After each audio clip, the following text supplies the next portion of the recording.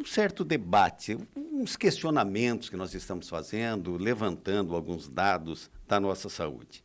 Nós ouvimos aqui, primeiro, o Ministério Público Federal, em cima de dados oficiais do Ministério Público Federal. Mais de 1.200, em torno de 1.300 reclamações ali apontadas, registradas no Ministério Público. E eu começo dizendo sempre aqui, eu não me lembro de eu ter saído de casa com um problema de saúde procurando qual era o melhor promotor. Eu sempre fui perguntar, e se eu conversasse com o senhor, se fosse uma dor de barriga, eu diria, doutor, o senhor é gastro, me indica um colega, onde é que eu vou? Não, vai lá naquele, é bom, o cara é bom, tem experiência e tal. Para eu chegar em delegacia de polícia, quer dizer, é porque muita coisa haveria de estar acontecendo de errado no meio do caminho. Muito bem, esse foi o primeiro dado que me chamou muito a atenção. Depois, então, convidamos, então, o Ministério Público. O Ministério Público disse o seguinte, olha, os dados que nós temos são esses aqui. E filas quilométricas, ou seja, somando por N razões, ou por várias razões, ao menos, entendeu? Nós temos em torno de 65 mil pessoas em fila esperando por um atendimento na área de saúde. Consulta, reconsulta, cirurgia, uma troca disso, daquilo, precisando de uma prótese, enfim, não acha o especialista, não acha o material, não acha o tempo necessário e tal. Bom, o que está acontecendo com a saúde de Foz do Iguaçu? Infelizmente, não é um privilégio, porque nós fomos procurar também na região, com exceção de Toledo, que é uma Suíça, não sei como é que eles conseguem fazer aquilo lá, a coisa funciona, digamos assim, com uma certa precariedade a saúde hoje, quase que em todos os rincões. Mas Foz do Iguaçu é gritante. Foz do Iguaçu é gritante. E nós temos aqui faculdade de medicina já, né? A UNILA aí está, o senhor é professor da UNILA. Nós pegamos, com a atual equipe que está na direção e administração do hospital, relatos assim.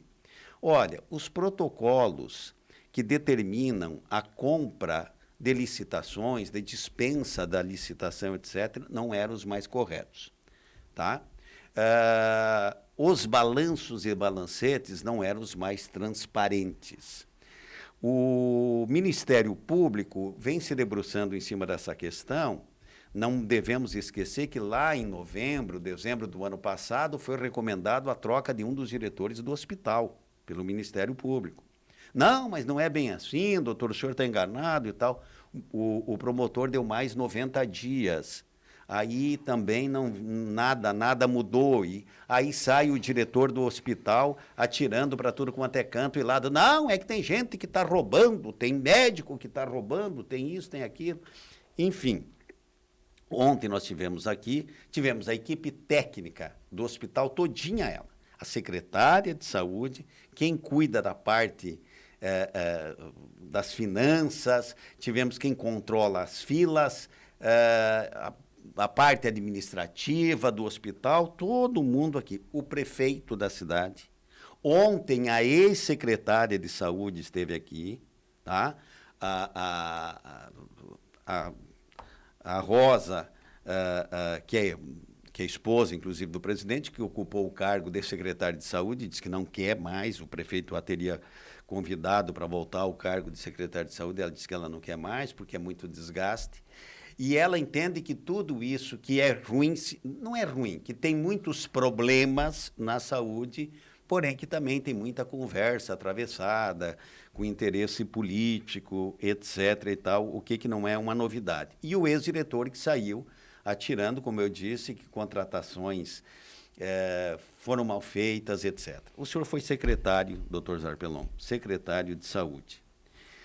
Eu não quero comparar nada com nada, mas, naquele tempo, o hospital, talvez porque era novo ainda, né, lá no seu início, não tinha todo esse tempo, mas a nota era uma nota que superava os 9,5, né, por conta de quem consumia o hospital, né? Seja um familiar, seja um paciente, etc. Onde é que a gente se perde tanto, doutor? Olha, doutor Nelson, vendo a sua pergunta, E eu estou já há alguns anos já meio afastado das questões ligadas à gestão, não tenho acompanhado muito de perto, assim, né? Tenho me dedicado muito à questão do ensino. Tenho um tema que eu tenho me aprofundado é ensinar o processo de diagnóstico para os alunos. E a gente percebe dentro desse processo, e acho que isso vale um pouco para a questão da saúde, que problemas complexos, e aí a organização e as demandas de saúde, elas são extremamente complexas, porque elas envolvem muitos setores, envolvem entes diferentes da federação, município, estado, união, envolve setores diferentes, envolve a assistência social, envolve o setor saúde, envolve órgãos de controle, de regulação, envolve uma legislação que por vezes é permeada de antinomias, né, de questões assim que não estão previstas na legislação ou que são contraditórias em legislações diferentes. Então, legislações que disciplinam a mesma temática, às vezes elas têm pontos conflitantes. Então, esse cenário complexo, ele gera uma ansiedade no gestor, no órgão de controle, na população, e ele tende para tranquilizar as almas, né, os corações, ele tende a gerar, às vezes, soluções rápidas, soluções simples, soluções que contemplam uma ou outra medida. Então, temos um problema aqui, isso se resolve assim, isso se resolve assado. Troca a pessoa, substitui, falta de dinheiro. Todo mundo tem, às vezes, uma explicação em que, como são setores muito interconectados, às vezes, uma medida num determinado setor para produzir um resultado, até produz aquele resultado, mas desorganiza outros setores. E aí, talvez se a gente construísse um pacto coletivamente na cidade, né? Para a construção deste pacto, a gente precisa abrir uma perspectiva de diálogo, né? De conversa, de entendimento, e além desta perspectiva de diálogo, de entendimento, tirássemos um pouco esta questão do debate político, não na perspectiva política, mas na perspectiva talvez partidária da disputa de poder.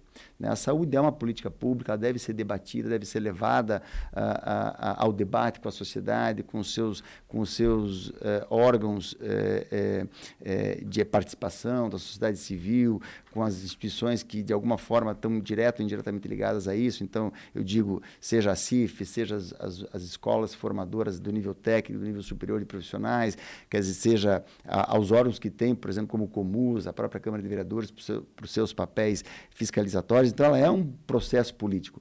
Mas eu acho que a gente teria que pensar numa perspectiva de dizer o seguinte, reconhecer a complexidade do assunto e, ao reconhecer, entender que não terão soluções simples, não terão soluções de curto prazo. Esse é um detalhe. E aí, às vezes, por exemplo, a gente quer trazer para problemas complexos, né, soluções que caibam dentro do ciclo político. E às vezes não dá. Às vezes eu preciso ter 5, 10, 15 anos e elas extrapolam o nosso ciclo político de 4 anos.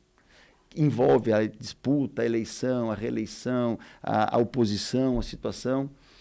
Então, se a gente conseguir dar esse passo, eu acho que esse é um primeiro momento. E aí separaria de duas formas, que elas, de alguma forma, são interconectadas. A primeira delas eu tenho uma estrutura de saúde, né, que envolve a minha rede de saúde. Então, quais são os papéis dos meus hospitais, da minha atenção à saúde secundária, da questão especializada? Vamos falar um pouquinho só da questão da área especializada, hospitalar. Né? Como é que eu tenho esse desenho na minha cidade? Quais são as vocações dos hospitais que eu tenho? Eu tenho o Hospital Municipal Costa Cavalcante, que é uma referência, eu tenho o Hospital Municipal, que basicamente, acho que são esses dois hospitais que nós temos atuando na perspectiva do SUS. Como é que eu tenho organizado isso? Qual é o papel, qual é a vocação de cada um desses serviços? E como é que eu dimensiono isso para a minha necessidade? Necessidade que eu tenho que olhar a regional de saúde, necessidade que eu tenho que olhar a nossa vizinhança aqui com o Paraguai, que é uma região que nos torna diferentes de um cenário comum. E num segundo aspecto, olhar como é que é o processo de gestão intra-organizacional do nosso, por exemplo, hospital municipal, que é o hospital que está diretamente ligado à questão pública. Né? Eu acho que a gente poderia melhorar e entender esses dois processos de uma forma complementar. Porque, às vezes, a gente está tratando de problemas locais do hospital que são reflexo dessa não tão boa organização da estrutura de saúde, né? E isso impacta. Então, pensar nesse processo ele é muito difícil. Existem, por exemplo, muitos parâmetros que podem nos orientar, né? Nós podemos dizer assim, olha, esses dias eu acompanhava aqui um debate aqui na Cultura, se tem muito, se tem pouco funcionário no hospital. Quer dizer, você tem vários indicadores de número de profissionais por leito, né? Você tem vários indicadores médios, nacionais, que compõem quanto por cento se gasta com recursos humanos, com compra de insumos, com contratos de manutenção. Então, ao olhar para esses indicadores nacionais, né, que tabulam aí dados de vários hospitais, e cada hospital tem sua natureza, tem sua especificidade. Nós somos um hospital, por exemplo, o Hospital Municipal, um hospital de referência para o trauma, um hospital de emergência, um hospital que atende toda a referência em clínica médica da região e de fatias expressivas aí de pessoas que moram na nossa vizinhança aqui no Paraguai. Então, como é que isso impacta em termos de necessidades de recursos humanos? Como é que isso impacta em termos de distribuição desse perfil de custos, né, para que a gente possa entender o quão longe ou o quão próximo nós estamos desses valores, sem que a gente olhe, às vezes, números absolutos, porque, às vezes, o número absoluto pode nos trazer uma armadilha, né? Se a gente fosse olhar, por exemplo, quanto custa, em média, um paciente, existe uma associação de hospitais privados no Brasil. Então, eles trabalham, por exemplo, são hospitais privados, tem alguns que atendem SUS, outros não, né, reúnem um quantitativo grande, eles tabulam todos os seus indicadores, né, a ANAP. Então, se você for olhar lá, por exemplo, o custo médio de um paciente por saída que recebe alta desse hospital está em R$ 25.000. Se você aplicasse isso, por exemplo, ao nosso hospital, que, sei lá, tem 1.000 saídas por mês, está falando, um hospital custaria 25 milhões. Claro que você não pode fazer essa comparação, porque eu estou comparando Albert Einstein, Sírio-Libanês, estou comparando Santa Casa de Passos, estou comparando hospitais que têm perfis diferentes. Mas eu tenho comparações de hospitais fundacionais, ou de hospitais públicos, ou de hospitais com o mesmo padrão que o nosso, em termos de número de leitos, que eu posso começar fazendo esse olhar, porque ele é muito objetivo. Ele tira um pouco aquele viés que pode acontecer a partir do ponto que eu olho. Se eu olho a partir de um ponto de vista, posso entender que aquilo está aqui. Por exemplo, quando o órgão de controle olha e fala assim, bom, mas eu tenho 60 mil pessoas numa fila, realmente isso é inadmissível. Mas a gente precisa olhar isso na perspectiva do que são essas filas, de quanto tempo essas filas estão lá. O senhor mesmo falava dia desse, né, que às vezes a pessoa já mudou de cidade, quer dizer, e aí volta aquele processo. Como é que isso está dentro do sistema da estrutura de saúde, né, para dizer assim, olha, será que é só jogar o recurso no hospital municipal que vai fazer com que eu resolva esse problema das filas? Né? O hospital municipal é um hospital que, pela sua inserção, ele é um hospital que é difícil do município sustentá-lo, as suas próprias despensas, né? Quer dizer, o município tem sido hercúleo nesse processo, porque ele é um hospital estratégico, não para Foz do Iguaçu, ele é um hospital estratégico para Foz do Iguaçu, para o oeste do Paraná e para o estado do Paraná. Esse hospital, e o município tem sustentado o seu funcionamento. O senhor disse bem, assim, olha, quando a gente olha, e às vezes a gente está tão dentro do nosso processo, olhando as dificuldades que a gente tem, e às vezes esquece de ver fora. Dia desses, uma familiar de um conhecido próximo meu caiu na calçada em Ponta Grossa, quebrou o braço, estava dias na UPA e não conseguia encaminhar para um hospital e teve que fazer uma vaquinha na família para fazer a cirurgia. Nós, aqui em Foz do Iguaçu resolve os seus problemas de urgência e emergência. Então, este problema, a gente precisa olhar, saber que o Brasil tem uma coisa que chama uma tríplice carga epidemiológica de doenças. Enquanto o hemisfério norte lida com as doenças crônico-degenerativas, nós temos as doenças crônico-degenerativas, que representam uma carga forte, o diabetes, o infarto, a doença pulmonar obstrutiva crônica, o AVC, que é impactante. Nós temos uma carga importante de doenças externas, né, de causas externas, acidentes, violência externa que nos impacta, e as doenças infecto-contagiosas. Nós temos dengue. Então, este processo torna complexo. E eu acho que o primeiro aspecto é compreender, assumir essa complexidade.